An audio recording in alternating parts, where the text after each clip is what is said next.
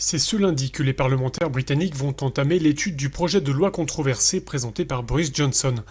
Le texte du Premier ministre est vivement dénoncé par les Européens car il revient sur certains points du traité sur le Brexit conclu l'an dernier entre Londres et Bruxelles. Le cœur du problème, c'est toujours le sort réservé à l'Irlande du Nord. Selon l'accord de Brexit, les décisions commerciales pour cette province sont censées être partagées avec les Européens.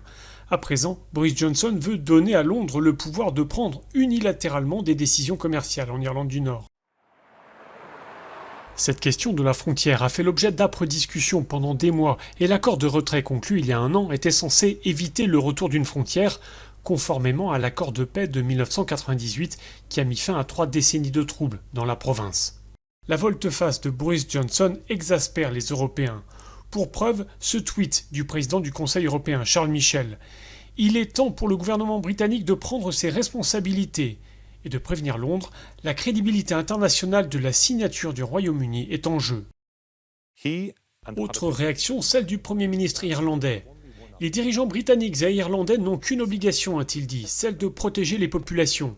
Que cela serve à des calculs politiciens, il en est hors de question.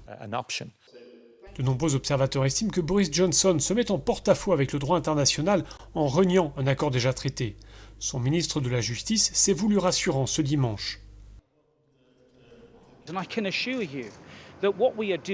Je peux vous assurer que ce que nous faisons est conforme aux traditions les plus honorables de l'État britannique, à savoir alerter l'opinion sur la possibilité d'un problème, légiférer pour nous préparer à un éventuel problème, tout en faisant le nécessaire pour ne pas en arriver à cette situation.